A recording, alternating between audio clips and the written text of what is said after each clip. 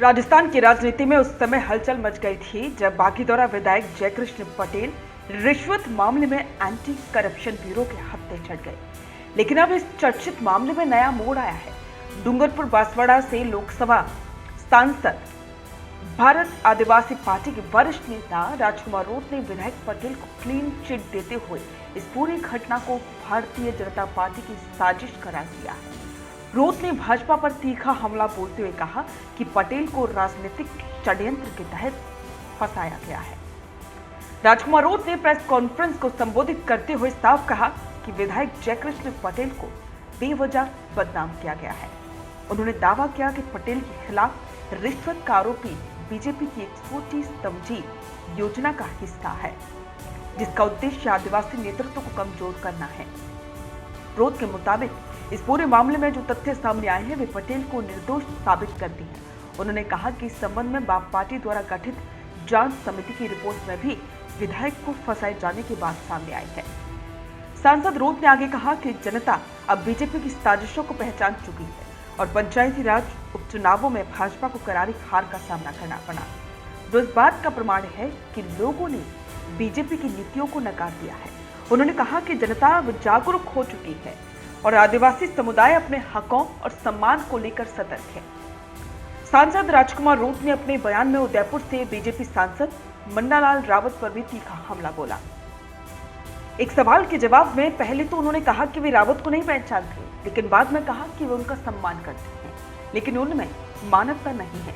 उन्होंने एक viral audio का जिक्र करते हुए कहा कि रावत ने उसमें आदिवासी समाज के खिलाफ आपत्तिजनक टिप्पणी की थी, जिसमें कहा गया था कि उनके घरों में आग लगा दो, लठ मारो। रोत ने इस बयान को बेहद शर्मनाक और अमानवीय बताया। राजकुमार रोत ने उदयपुर विकास प्राधिकरण द्वारा 70 आदिवासी गांवों की जमीन को अधिग्रहण में शामिल करने के फैसले पर भी कड़ा ऐतराज जताया। उन्होंने इसे सरकार की आदिवासी विरोधी नीति बताया और कहा कि आदिवासियों की जमीनें हड़पने की साजिश है। रोत ने मांग की कि सरकार इस अधिसूचना को तत्काल रद्द करे और आदिवासियों को उनके अधिकार दिलाए। उन्होंने चेतावनी दी कि यदि सरकार ने फैसला वापस नहीं लिया तो पूरे दक्षिण राजस्थान में बड़ा आंदोलन खड़ा होगा।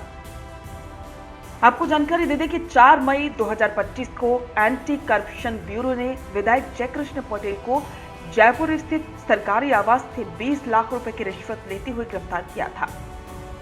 शिकायतकर्ता के अनुसार पटेल उनकी खनन कंपनी के कार्य में बाधा डाल रहे थे और विधानसभा में उनके खिलाफ सवाल उठाने की धमकी दे रहे थे। आरोप है कि विधायक ने सवाल न उठाने के एवज में 2.5 करोड़ रुपए की मांग की थी। एसीबी ने इस मामले में शिकायतकर्ता के बयान और वीडियो रिकॉर्डिंग के आधार पर कार्रवाई की। इस घटना के बाद पार्टी ने आंतरिक जांच समिति का भी गठन किया था, जिसमें पूरी घटना की गहन जांच की गई। इस रिपोर्ट के अनुसार पटेल के खिलाफ लगाए गए आरोपों में कई विरोधाभास है और उन्हें राजनीतिक द्वेष के चलते फंसाया गया है। इसी आधार पर सांसद राजकुमार रोत ने विधायक पटेल को क्लीन चिट दी और इस मामले में बीजेपी की भूमिका को उजागर किया।